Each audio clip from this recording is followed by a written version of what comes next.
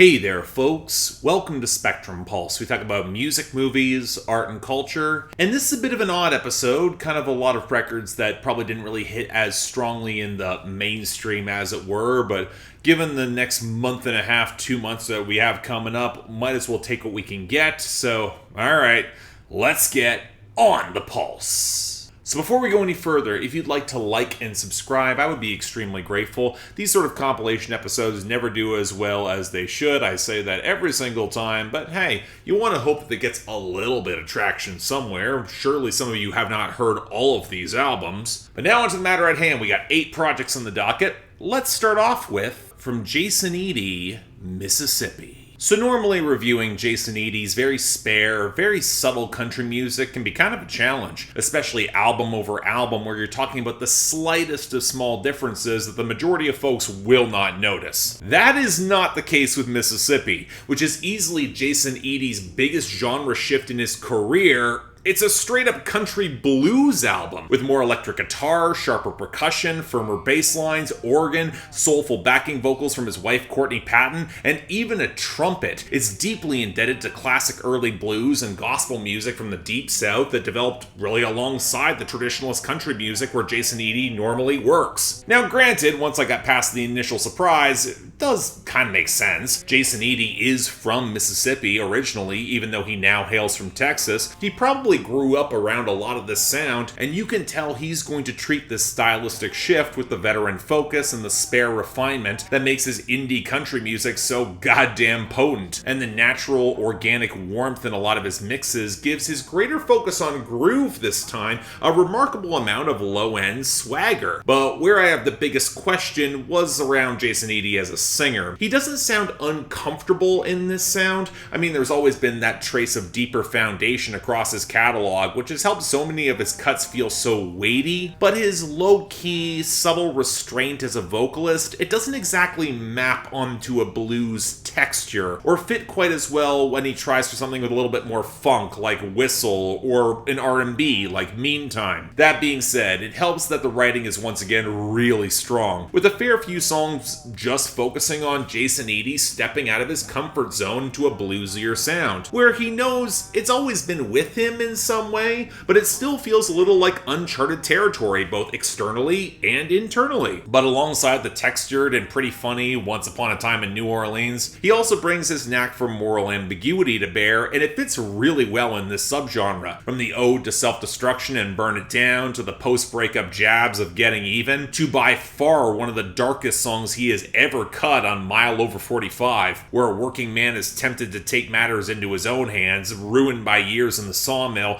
to get even on a wealthy and a corrupt landowner. But overall, I am really enthused by Jason Eady stepping out of his comfort zone and is bringing his very deft touch in production and writing to a sound that he knows really well, but maybe can't quite pull off as well as his traditionalist country. It doesn't feel like a put on or gentrified so much as his performance style might come across as a little too understated to hit as hard as you might expect. But hell, Jason Eady also has such good taste in production and is such a great writer that it makes up for a lot. It's probably the most I've liked one of his albums since 2017, so yeah, excellent stuff. It's gonna wind up slept on, to the surprise of nobody, but still, check it out. From Fully Involved, Cold Blood.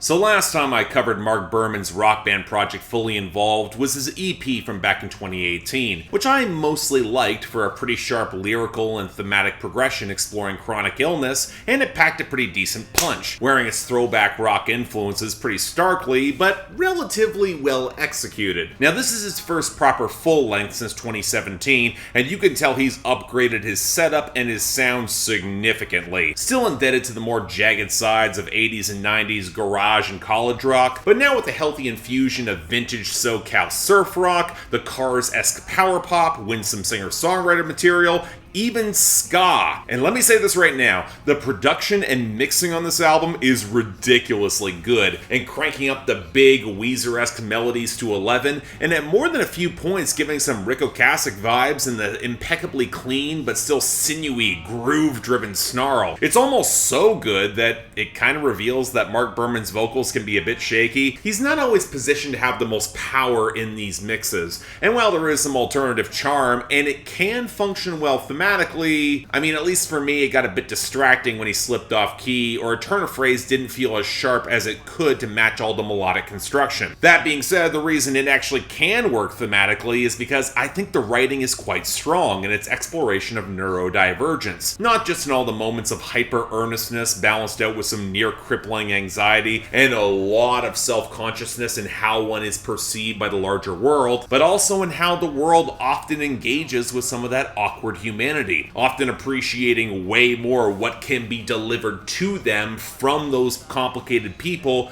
rather than the people themselves in songs like The Cover or Horton Hess, or not even realizing that someone actually is neurodivergent and might not be able to fully respond well to colloquial common sense solutions or scenes. And I really like just how much of a focus there is on some smaller, less discussed moments, like on the title track, how it explores a lot of social exchange of empathy, or how satiating a presumed societal expectation can manifest on dopamine or Wait No Don't Go. That being said, this album does have its quirkier, overwritten side that can get a little bit kitschy, especially with some of the keyboard choices, but I think that's balanced out by first some of the go for broke moments, like that key change on the solo of Paralyzed Anew, and some pretty strong hooks overall. This is a pretty catchy project. Hell, if you've been frustrated with Weezer since, I don't know, insert date from the past 20 years here, I think you're going to have a lot of fun with this as a tighter, smarter, pretty colorful collection of songs. I'm kind of shocked how much I enjoyed this, but I really did. Check this out. From Home Is Where, The Wailer. Yeah, I know, I took way too long to get to this one. In all due fairness, I also missed their critically adored breakthrough in 2021 with I Became Birds, a short but wildly colorful explosion of post-hardcore and Midwestern emo that was pretty good, even if it kind of leaned into the twee side, but never quite stuck as deeply as I was hoping, especially against the influx of competition over the past couple of years. But I'd figure I'd finally get around to this.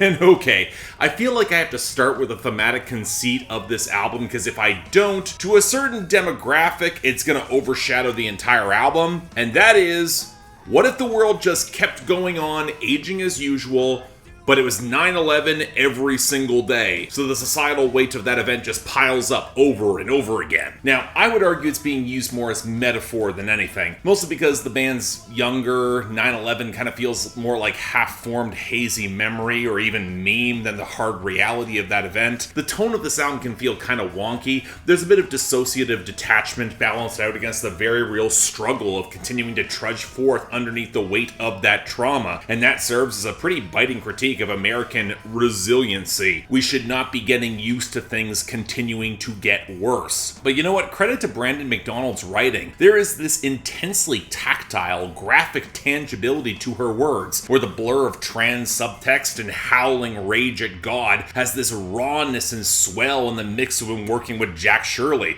the producer behind Death Heaven's run in the 2010s. But then the second half of this album happens, which is a sudden swerve back to the band's old home in Florida, where it tonally gets more southern fried, jangling, and bright, and living amidst that slow motion collapse picks up a different sort of texture, where maybe amidst all the gore and decay, you can still find something, or someone that's worth it all. So okay, in terms of concept, there's a lot of color and intensity that I appreciate, and it helps that the execution delivers this sort of fifth wave emo with a lot more varied instrumentation coming through with the horns, the harmonica, the banjo, the mandolin, even a singing saw and some tape recordings to add a little bit more granular, lived-in, but utterly wild melodic texture. Think something closer to Captain Jazz, a little bit more deep south flavor, although that can also be a bit of a mixed blessing when, despite how bright these melodies are, Home Is Where still only has a passing relationship with hooks, and I don't always think that Brandon McDonald's nasal sung vocals always work for her. Definitely an acquired taste, and I personally prefer more of her visceral screaming. But still,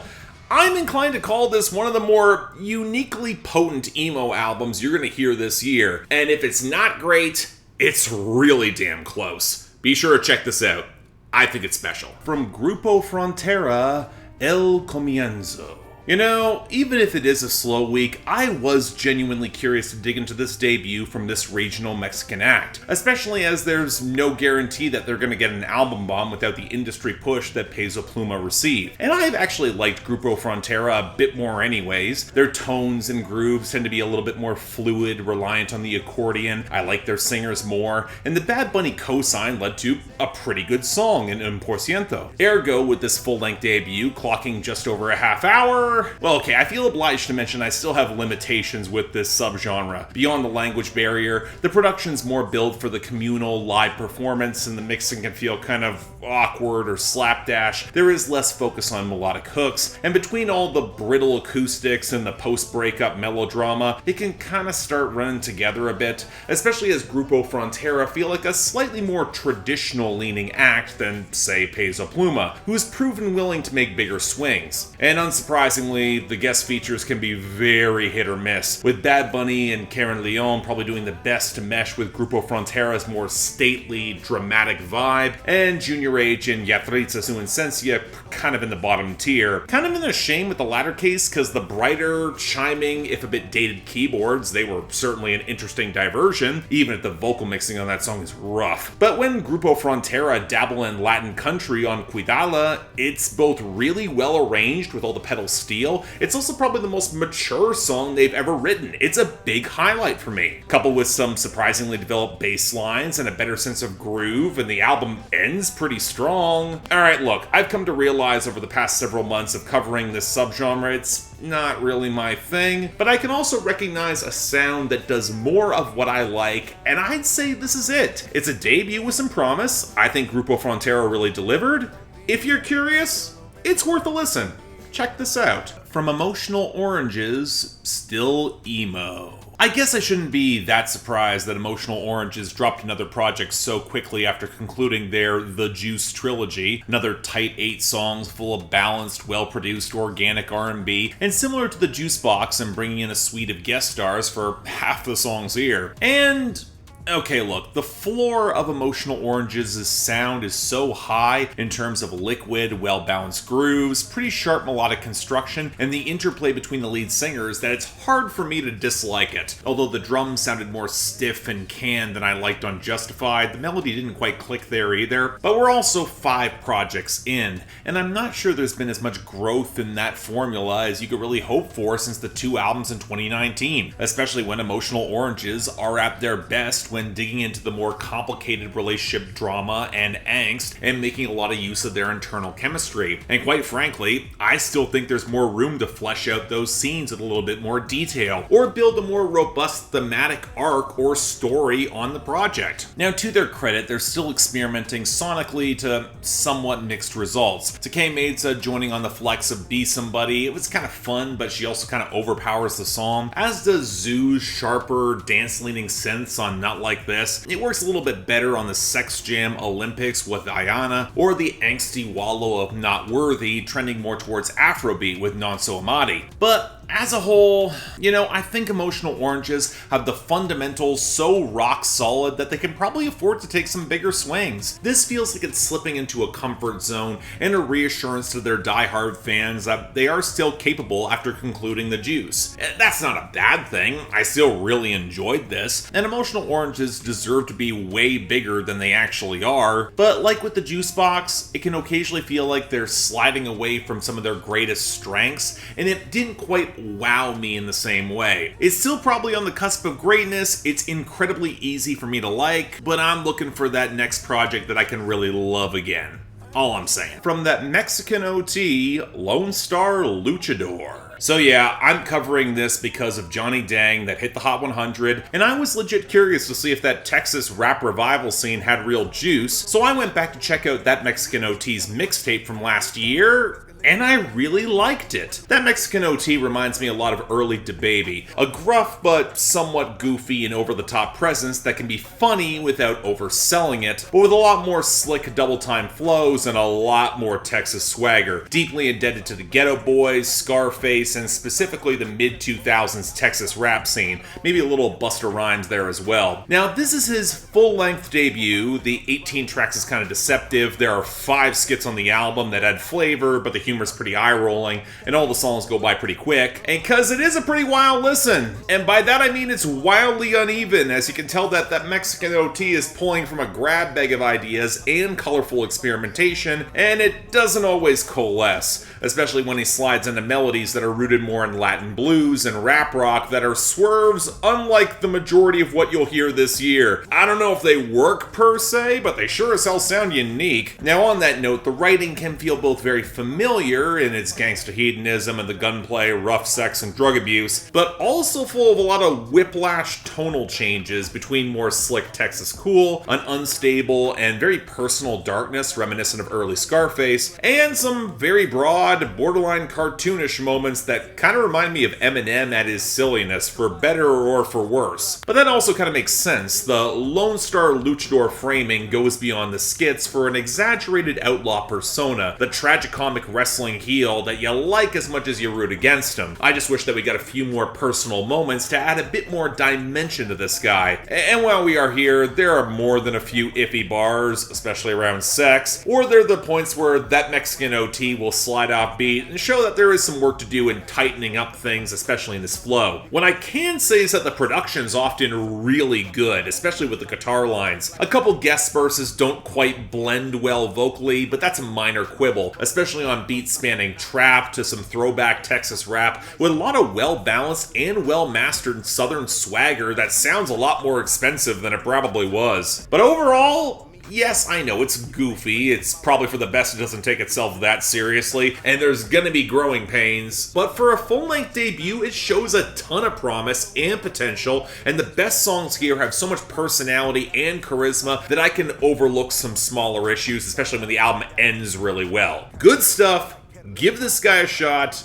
You might be surprised. From Genesis Owusu, Struggler. So Genesis Owusu's debut album, Smiling with No Teeth, it was a sort of genre-bending breakthrough that suggests so much potential for an artist that he really could have gone in any direction for his follow-up, and I would have been intrigued, especially given how that debut album was easily one of the best of 2021, even if it was absolutely a debut in some overlong construction and wonky flows and grooves that didn't quite click for me. And thus, with some very promising singles heading into this, it looked to be a much leaner, much more focused project, and that's kind of what we got. Although I think some of the buzz suggesting that this is only doing one thing or just one subgenre, it's a bit overstated. Yes, it streamlines towards more wiry, jagged dance punk, but there's still plenty of R&B and Prince-esque funk in order to flesh out the ballads, and Genesis Owusu is still a pretty propulsive vocalist and rapper, even if there are points where his flows feel a little stiffer, borderline 80s inspired in some of the cadences. But I also understand some of the critiques based on his production. The grooves are tighter overall, but it translates to an album that's a little bit less flashy and colorful, beyond the fact that I don't really think there's a hook that stands out there among his best. There's also some guitar and synth and percussion choices that are so brittle and so weedy, like on Stay Blessed and Tied Up, that they just don't really complement Genesis Owusu's more textured and craggy, but also occasionally buttery smooth vocals. Now, I do like the concept, with the protagonist as a morally ambiguous cockroach trying to survive the predations of this colossal, angry, unknowable god. The whole Kafka-esque imagery, it maps pretty cleanly onto a black man's experience under late capitalism, and then peels through nihilism, existentialism,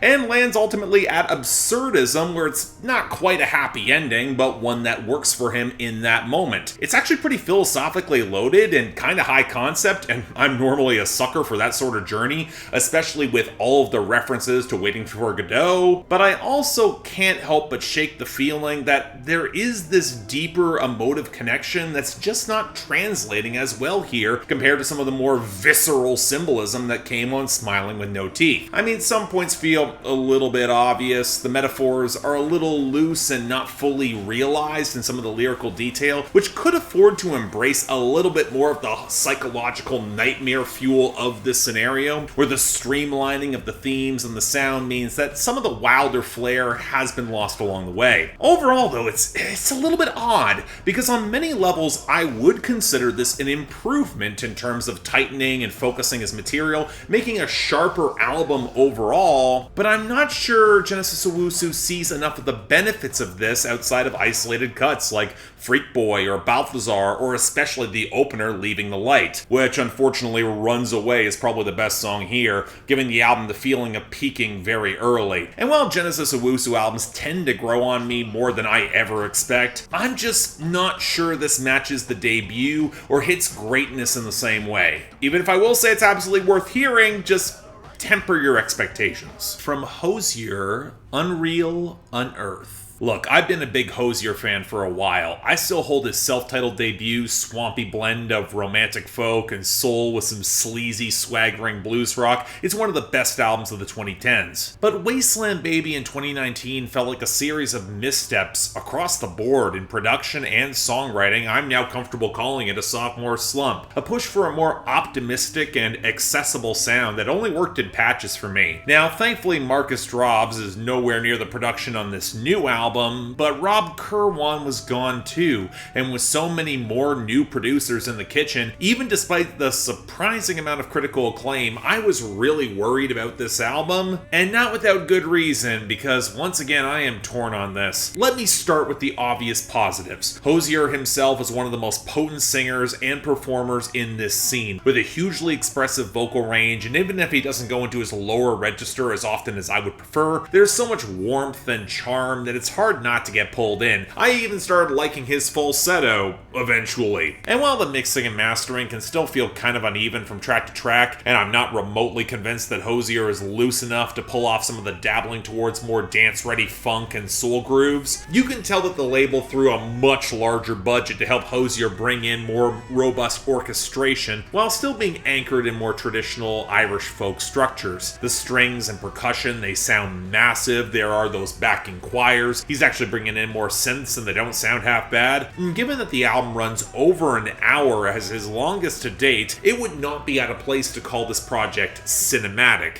even if I think it lags a little bit on the back half. And you know what? You need that cinematic focus for the thematic arc that Hozier's trying to explore, which loosely tracks along with Dante's Inferno in a journey through the 9 hells across songs of love, passion, and heartbreak, along with a couple darker, left-leaning jabs at late capitalism on Eat Your Young and colonialism on Butchered Tongue. Honestly, I would have preferred more of them, because on a tonal level, this album continues some of Hozier's progression towards more accessible, brighter melodies and production. And while on the one hand it does kind of fit with the distinctly Italian melodrama of the historical Bible fanfiction that is Dante's Inferno, the level of fine detail in some of his reference points, it's impressive. Hozier's done the reading. But for an album that's plumbing the depths of hell, this is kind of lacking much of the cosmic evil, the graphic or macabre in a lot of the sound, or even the transgressively horny in the writing, when the album art might alienate more people than the lyrics or musicality, where you could have gotten away with a lot more moral ambiguity and the opportunity to make some of the darkest or wildest music of Hozier's career. It feels like he's playing it safe,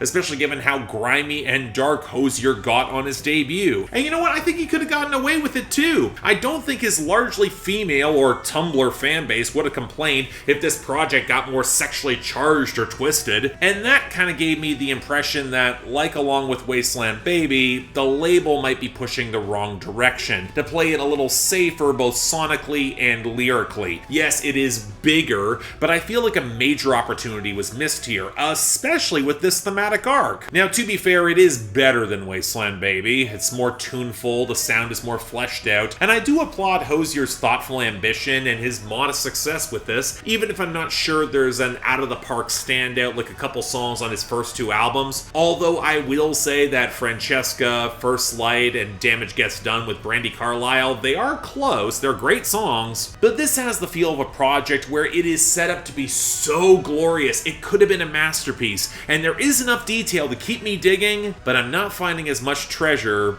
or as many bodies in that yard. I'm gonna say it's very good, just not quite great. So yeah, once again, thank you all so much for watching. If you'd like to like and subscribe, I would be extremely grateful. If you guys want to get albums on my schedule going forward, help support the channel beyond just buying some merch, or hell, you just want to argue with me more directly on my Discord, I'm sure I said something, link to my Patreon is right over there. Don't feel obligated, it's tough times, I understand, but the option is available. But until then, I'm Mark, you're watching On the Pulse on Spectrum Pulse, and I'll see you next time.